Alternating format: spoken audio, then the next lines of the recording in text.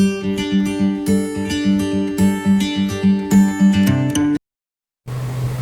అండి, welcome to Andhra chef.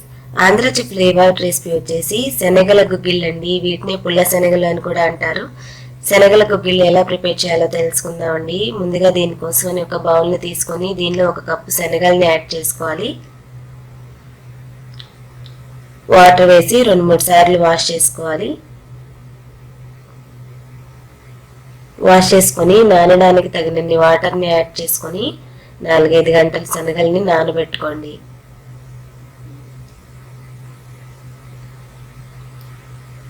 నాలుగైదు గంటల తర్వాత చూస్తే క్వాంటిటీ పెరిగి రెడ్ కలర్లో చేంజ్ అయ్యాయి. మరలా ఒకసారి వాష్ చేసుకొని ప్రెషర్ కుక్కర్లో యాడ్ చేసుకుంటున్నాము. దీనిలో 2 కప్పుల వాటర్ యాడ్ చేసుకొని 1 స్పూన్ కల్లుప్పుని కూడా యాడ్ చేసుకొని మూత పెట్టేసి స్టవ్ ఆన్ చేసి ప్రెషర్ కుక్కర్ని స్టవ్ మీద పెట్టి 7-8 విజిల్స్ రానివ్వండి. 4-5 గంటలు నానబెట్టుకుంటే 7-8 విజిల్స్ రానివ్వాలి. అదే ఓవర్ నైట్ కనుక నానబెట్టుకుంటే 5-6 విజిల్స్ వస్తే సరిపోతుంది. విజిల్స్ రానిచ్చి స్టవ్ ఆఫ్ చేసుకొని ప్రెషర్ పోయాక ఓపెన్ చేసుకొని శనగలను ఒకసారి చెక్ చేసుకోండి. సాఫ్ట్గా కుక్ అయ్యాయి.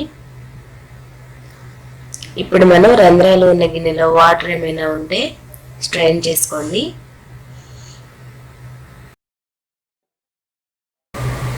వాటర్ని రిమూవ్ చేసిన తర్వాత ఈ శనగలను మనం ఒక 5 నిమిషాలు ఆరబెట్టుకుందాం. తర్వాత తాలింపు పెట్టుకోవడానికి స్టవ్ ఆన్ చేసి కడాయి పెట్టి మంటని లో ఫ్లేమ్లో పెట్టుకొని గుంట గరిటెతో ఒక 1/2 గరిటె ఆయిల్ని యాడ్ చేసుకొని దీనిలో 1 స్పూన్ పోపు దినుసులు, ఆవాలు, జీలకర్ర, సాయి మినపప్పు, పచ్చిపప్పు వీటిని యాడ్ చేసుకోండి. పెద్ద సైజు ఉల్లిపాయ, పచ్చిమిర్చి ఒకటి కట్ చేసుకోవాలి. పోపు చిటపటమనగానే 2 రెమ్మల కరివేపాకుని యాడ్ చేసుకొని కట్ చేసి పెట్టుకున్న ఉల్లిపాయ, పచ్చిమిర్చిని యాడ్ చేసుకొని ఉల్లిపాయ, పచ్చిమిర్చిని 1 నిమిషం వీటిని ఫ్రై చేసుకోవాలి.